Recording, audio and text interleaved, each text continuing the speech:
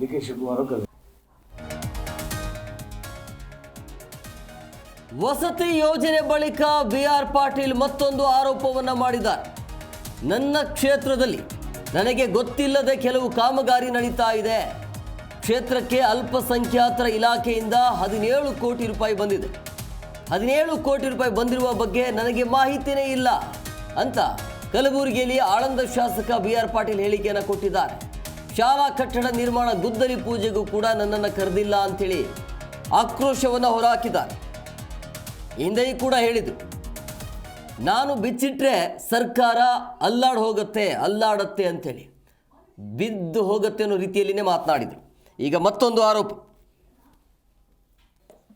ಈಗ ನಂದು 17 ಕೋಟಿ ರೂಪಾಯಿ ನನ್ನ ಕ್ಷೇತ್ರಕ್ಕೆ ಮೈನಾರಿಟಿ ಫಂಡೆಲ್ಲ ಬಂದಿದೆ. ಒಂದು ವಸತಿ ಶಾಲೆ, ಕಾಂಪೌಂಡು ಮತ್ತು ಕೋಣೆಗಳು. ನನಗೆ ಗೊತ್ತೇ ಇಲ್ಲ. ನನಗೆ ಗುದ್ಲಿ ಪೂಜೆ ಮಾಡೋಕ್ಕೆ ಡಿಪಾರ್ಟ್ಮೆಂಟ್ದವ್ರು ಕರೆದೇ ಇಲ್ಲ. ಅಲ್ಲಿ ಶಿಷ್ಟಾಚಾರದ ಉಲ್ಲಂಘನೆ ಆಗಿದೆ, ಕಟ್ಟಡ ಶುರುವಾಗಿದೆ. ನನಗೆ ಗೊತ್ತಿಲ್ಲ. ಒಬ್ಬ ಶಾಸಕನಾಗಿ ಅಲ್ಲೇನಾಗಿದೆ ಗೊತ್ತಾಗ, ಆಲ್ರೆಡಿ ನಾವು KKRWಲಿಂದ ಶಾಲೆ ಕಟ್ತಾ ಇದ್ದೀವಿ. ಈಗ ಮತ್ತೆ ದುಡ್ಡು ಬಂದಿದೆ.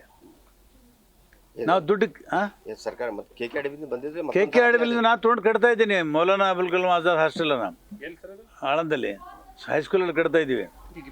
ಈಗ ಮತ್ತೆ ಮೈನಾರಿಟಿ ಡಿಪಾರ್ಟ್ಮೆಂಟಿಂದ 17 ಕೋಟಿ ರೂಪಾಯಿ ಬಂದಿದೆ. ಆ ಸ್ಕೂಲ್ ಬಿಲ್ಡಿಂಗು, ಕಂಪೌಂಡು, ಇದಕ್ಕೆ 17 ಕೋಟಿ ರೂಪಾಯಿ. ಒಂದೇ ಸ್ಕೂಲಿಗೆ 2 ಬಜೆಟ್ ಆಗುತ್ತೆ.